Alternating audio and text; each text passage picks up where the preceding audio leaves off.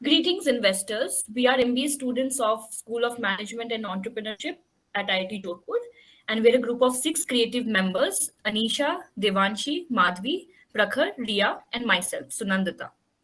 Today, we are presenting our macroeconomic project on the healthcare industry and a product proposal, which is a digital health wallet called I Am Aware. Through our project, we have dived deep into the historical and current state of the healthcare sector in India from a demand point of view, given the existing healthcare ecosystem infrastructure. We have also explored its implications and effect on macroeconomic variables, and we have come up with an innovative product on which we have presented its correlations with respect to profitability and the nation's GDP. Through our analysis of the healthcare industry and based on the digital wallet idea, we have collated our learnings and given the teams insight on the future scope. We have made sure that our proposal is attractive to you and it is also financially viable for you to invest in. With that, I will let my teammates walk you through the presentation. Talk about healthcare expenditure when it comes to the Indian healthcare industry. So first, because it intends a positive bilateral relationship with GDP, GNP, national income and national consumption, and also a positive unilateral relationship with the population rate. Also, it maintains a negative bilateral relationship with liquidity and inflation rate and a negative unilateral relationship with budget deficit. Talking about budget 2021 and 22, the pandemic was a wake-up call towards particularly investing in R&D, immunization, nutrition programs, and preventive and curative healthcare. It specially drew our attention of the government towards the fragile healthcare infrastructure that Indian economy has, and also the gaps in the sector that needs to be filled to ramp up the overall system. Besides the allocation of around 125 crores on various initiatives for the developments of pharmaceutical industry shows that the government has recognized the long due importance to invest in this sector. GOI, that is Government of India, allocated an overall 2.23 lakh crores budget, which is around 137% from the previous year's estimate and around 118% more than the revised one, as shown in the graph on the previous slide. 29% in that particular graph, you can see that an increase is attributed to Ministry of Ayush. Ayush is basically Ayurveda, yoga and naturopathy, Unani, Siddha and homeopathy. Also, more than 200% increase was observed towards nutrition and sanitation and other basic amenities. Contribution for one-time expenditures like COVID vaccinations, virus outbreaks, provisions like oxygen concentrators, COVID hospitals, isolation beds were also there. Apart from the grants for usual grants for water, sanitation, health, and all of those. So based on the unprecedented times that the country has witnessed by the two major waves of virus and other variants, the Finance Ministry, alongside the Ministry of Health and Family Welfare, has initiated a step towards the change, and also to be prepped up for the things that can strike in coming future, as well as there is therefore is extending and enhancing the healthcare infrastructure in the rural, semi-urban, and particularly urban areas cumulatively, and is all set to meet the committed increase of spending of around 2.5% of the GDP by 2025, which was as low as 1% or even lower than that if you observe the trends of FY19 and 20 as per the NHP data. National Urban Health, National Rural Health Mission, and are some of the major programs or schemes apart from Ministry of Health and Family Welfare working towards Ayush and Jal Shakti working towards the major drinking water and sanitation. Next slide, please. So as it can be observed in the graphs, the budget estimates are given there as compared to the actual and the revised estimates. So overall, we can sum up that for the healthcare sector, the budget has delivered what it was long needed, and the government's attention to spend on improving the quality of healthcare infrastructure and be future ready to deal with the health crisis of any magnitude is being intended over there. Yes, so as Anisha covered in the earlier slides, we have noticed that there is a bilateral relationship between healthcare expenditure and GDP, GNP, national income, and consumption. It also maintains a negative bilateral relationship with the liquidity rate and inflation rate. So on this particular slide, we have explored how has India's healthcare industry fared historically in terms of the expenditure in the healthcare sector. So India has pursued investing, basically in railways, highways, big dams, and industries as a policy. And as a result of those decisions taken by our government in the past, the health and education sectors have plummeted. We face illiteracy, poor health, and short life expectancy as they have become the norms now.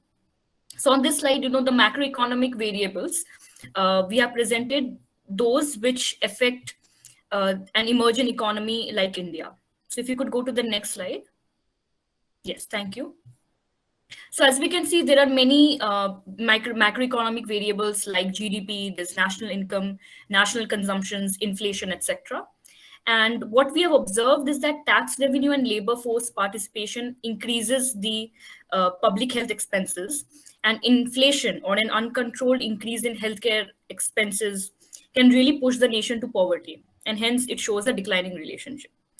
Now, on the third slide here, we have the data that is retrieved from World Health Organization Global Health Expenditure Database. And we can see that India has been among the lowest expenditure on the healthcare at a global level. And as we've already established that there is a bilateral relationship between the macroeconomic variables and the healthcare industry of the nation, it implies that our government authorities and policymakers should put their focus on spending more and having more expenditure on the healthcare sector, as this will positively affect the overall economic growth and bring down the inflation of India. Now, on the next slide, we shall be covering India's present healthcare ecosystem in a more graphical and substantial way, and I will hand it off to my teammates to go over the same.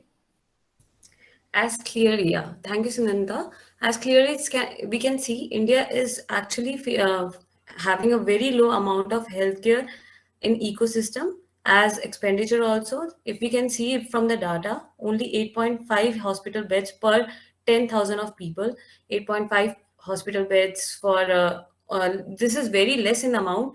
As in the COVID situation also, we suffered a lot, occurring from the like 36,008 ICU beds only, 8 physicians per 10K. And the medical sector is actually very low as per the other countries. And being in the developed countries, we are suffering this issue. So we came up with this idea of bringing a product like this. On the second slide, if we go, yeah, from the primary research, we have seen that more the Indian economy is going towards the digitalization. As India retained the top spot with 5.5 billion real-time payments transactions in recent times, and a lot of people are using smartphone. And today, the diversification is going towards the digital work, that is apps and all this. So digital payment system using population using digital payment apps is also going on. So we came up with this idea. And if we go with the key insights, backside, if we go for the key insights, we can see that there is a very poor health infrastructure. And for that, we came up with this idea. Low negligible spending on healthcare, scarcity of doctors, increase in number of mobile and mobile data users are there, which is a positive impact. And more than 80% of the population does not have significant health insurance coverages. So basically, the product we are launching, I'm aware, is a digital healthcare wallet, which covers all these aspects, which are giving a negative impact on the healthcare of India. So we are offering a whole sum of information related to record of everyday health vital, related to insights regarding hospital analyzing test reports and fine pay on an app. Briefing more of them is that hospital data imprints is basically the health vitals is like pulse, temperature, heartbeat, all these things comes in that. Hospital data is that we can have a regarding information regarding the hospital bed, test, ventilator, oxygen cylinders, everything would be at one platform. And the other thing is basically for any business or any product to reach to success is not the idea behind it whether it is innovative or not, but whether it is coupled with the right revenue model or not. So for our product, we have selected a freemium and lead generation revenue model. In this model, we are using two applications to further division, in which we are using in-app advertising revenue model and in-app purchase revenue model. In in-app advertising revenue model, we will be leveraging our users, and we will be leveraging the platform to use and deliver ads to the users, and through which we will be generating a lot of revenue. Also predicted by by research that whooping 472 billion market is supposedly there for this capitalization. Along with that, there is huge market along as India is a growing economy, and the number of users of internet and mobile users are growing at an exponential rate. Now we'll explain on the in-app purchase revenue model. In in-app purchase revenue model, we will be collaborating with the policy holders, policy vendors, along with gold membership and some discounts available. We will be also giving them digital payment and digital payment with cashbacks based on some coins which are currently used in similar payment ventures. So these things can be leveraged. Along with that, we are also following. We will be incorporating auto renewable subscription model, for example, that is used in Netflix for generating more revenue. Along with that, the ease of payments will definitely attract more users, as payments is the one of the major concerns when we are like when there is a situation of emergency. People don't want to get into the transactions that which are not flexible. So giving them the flexibility of online payments and the ease of it will definitely be the USP of our product. Moving on with the impact on GDP.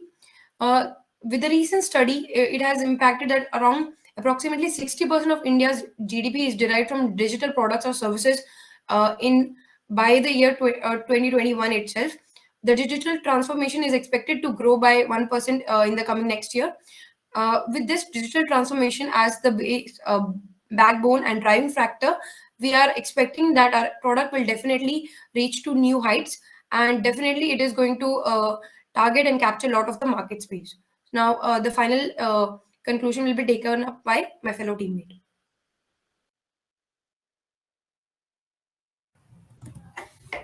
Thanks, Madhvi. So the nature's onslaught in the form of pandemic has fast-paced the digitalization in the country.